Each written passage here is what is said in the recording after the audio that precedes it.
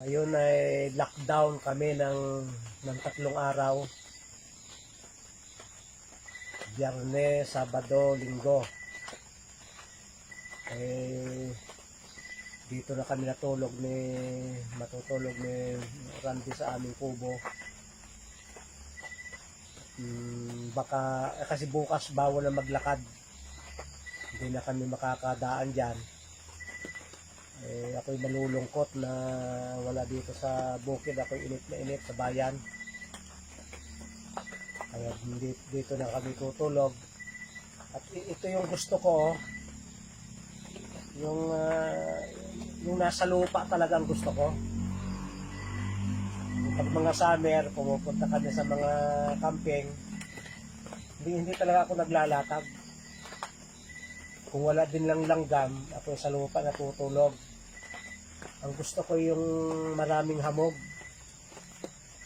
Yung buhok ko'y nalalamigan, yung katawan ko'y malamig. Para kung bayawak ako. Ako ay cold-blooded. Ito yung gusto ko na dyan lamang nilagyan ko lamang ito ng sapi na tarpaulin. Tapos nilagay ko itong kutson.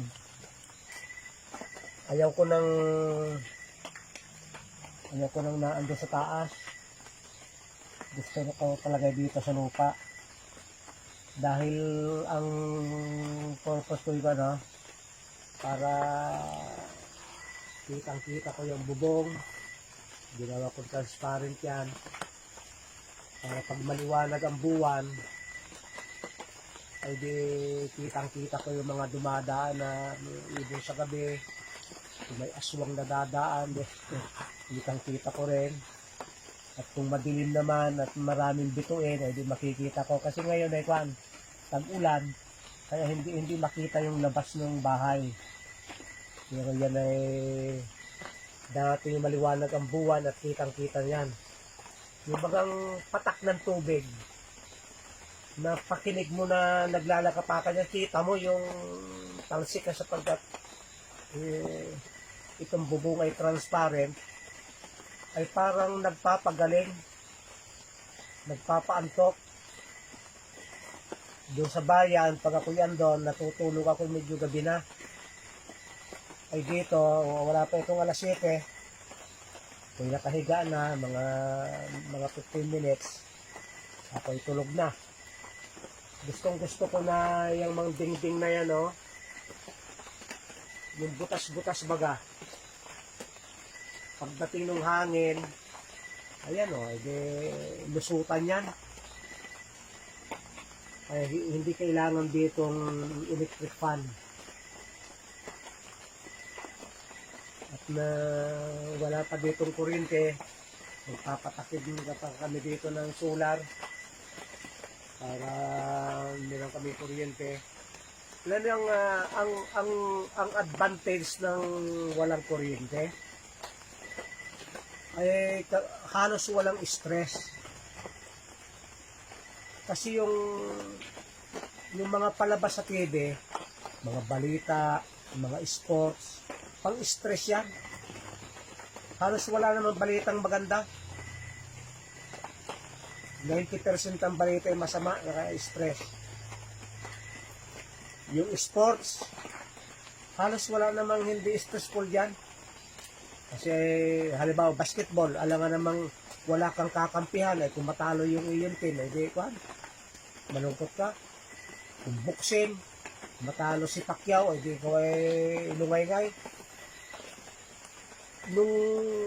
Nung panahong kami mga bata pa, paglubog ng araw, o bago lumubog ang araw, kami ay kakainan ng hapunan.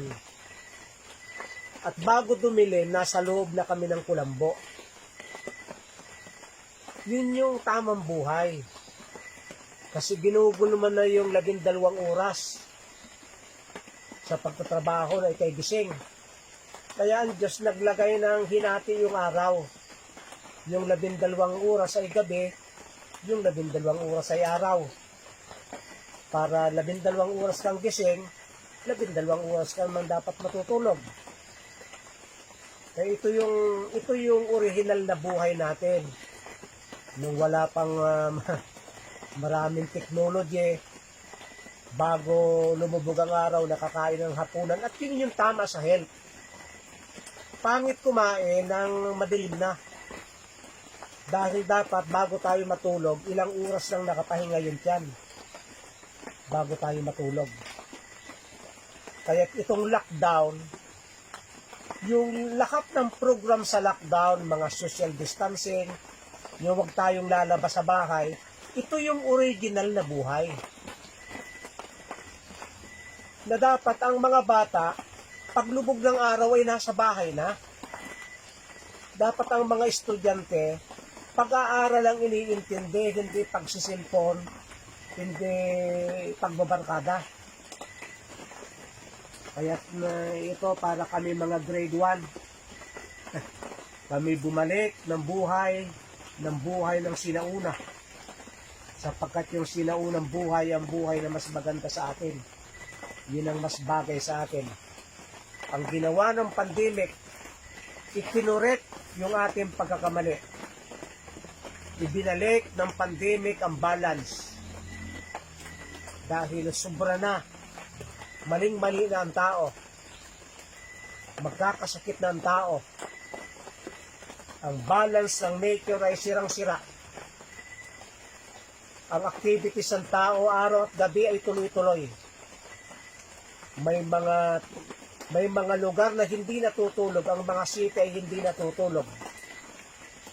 Ngunit nang dumating ang pandemic, merong curfew, bawal lumabas ang bahay, yung original na buhay na maganda ay babalik. At pag ang mundo ay nakarecover na, ang pandemic ay kusang mawawala. Kusang mawawala yan. Ibabalik lang ng pandemic ang nasirang balance at yan ay kusang babalik. Kaya ako ang ginhawa ng buhay ko din. Ako talaga ayaw ko na ako nakukulambo. Ayaw ko nakukumot. Kapag ito ang mga lamok dito ay 8 o'clock ay wala na. Kaya't na mga 8 ako tutulog para wala ng lamok. Yung amin dampa yung tulugan, yung may kulambo na nakatayo, ayaw ko nung gayon. Ang gusto ko yung kulambo na nakatali. Kaya't sana mawala na itong pandemic, bumalik na tayo sa normal na buhay para mawala na itong lockdown at na makabawi na ng unti-unti ang economy at tayo makapunta na ulit sa mga lugar na gusto natin. Maraming salamat sa inyong pagsubaybay sa Natural Wellness si Pastor Vito.